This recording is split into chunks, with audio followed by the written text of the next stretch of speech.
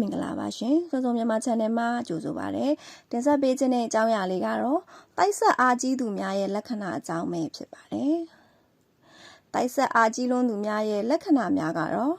နံပါတ်1မိမိတိုက်ဆက်ကိုမိမိသိနေတတ်ခြင်းနံပါတ်2တိုက်နဲ့ပတ်သက်လို့တစုံတစ်ယောက်ကလိန်ညာပြောနေရင်စိတ်ထဲမှာဘဝင်မကျဖြစ်တတ်ခြင်း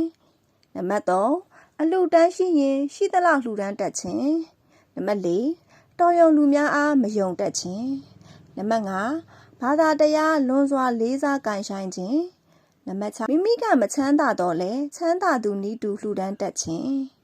နံပါတ်9အိမ်မက်လိုလိုအပြင်မှာလိုလိုဝတ်ဖြူစင်ကြယ်ယောဂီအဝအောင်ဝတ်ဆင်ထားသောနန်းဝတ်နန်းစားပုဂ္ဂိုလ်များကိုမြင်ရခြင်းနံပါတ်10တစုံတစ်ခုဆိုစိတ်ကအလိုလိုနှိုးဆော်သိရှိတတ်ခြင်းနံပါတ်9လူအများနဲ့နေရတာထက်တဦးတည်းနေရတာကိုပို၍သဘောကျတတ်ခြင်းနံပါတ်10မရောက်ဘူးသေးသောဖျားစေတီပထိုးများကိုရောက်ရင်မိမိရောက်ဘူးသလိုမိမိသိနေသလိုခံစားရခြင်းနံပါတ်17မိမိအဆက်အနွယ်များနှင့်တွေ့သောထိုလူအားမြည်သည့်နေရာတွင်မြင်မှုနေမှမသိစိတ်မှသိနေခြင်းစတာတွေကိုပတ်သက်ကြုံတွေ့နေရပြီဆိုရင်တော့တိုက်တစ်ခုခုနဲ့ပတ်သက်နေတာသိကြပါတယ်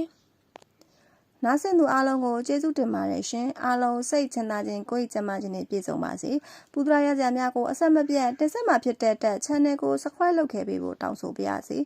notification လည်းနှိပ်ပေးဖို့တောင်းဆိုပါရစေကျေးဇူးတင်ပါတယ်ရှင်